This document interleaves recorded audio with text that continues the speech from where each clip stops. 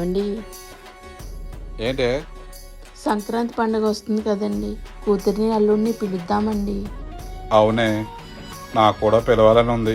వాళ్ళకని నేను మాట్లాడినాం కదా, పిలిస్తే వస్తారంటావా? మీరే అంటూ ఉంటారు కదండి, అడగంది అమ్మాయిని అన్నం పెట్టదని. ఒకసారి అడిగి చూద్దామండి. సరేనే, ఈ విషయం తమ్ముడు కూడా చెప్దాం.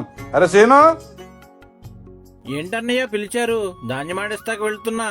అరే చిన్నోడా, ఈ పండక్కి కూతుర్ని అల్లుడిని పిలుద్దాం అనుకుంటున్నా. ఏం మాట్లాడుతున్నారన్నయ్య? మనల్ని కాదని ఎవడో అనాథరం పెళ్లి చేసుకుంది. మన చుట్టాల ముందు మన పరువు తీసింది. ఇవన్నీ మర్చిపోయారా? అరే తమ్ముడు, గతం గతహ. కోపంలో ఎన్నో అనుకుంటాం, అలాగని మన పిల్లలు మనం వదిలేసుకుంటామా?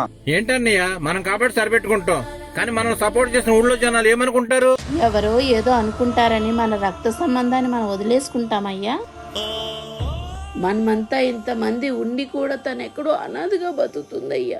సరే వదనమ్మా, పిలుద్దాం. ఇంకెందుకే బాధపడుతున్నావు? కూతుర్ని అల్లుడిని పిలు, పండగ ధూమ్ ధామ్ గా చేద్దాం.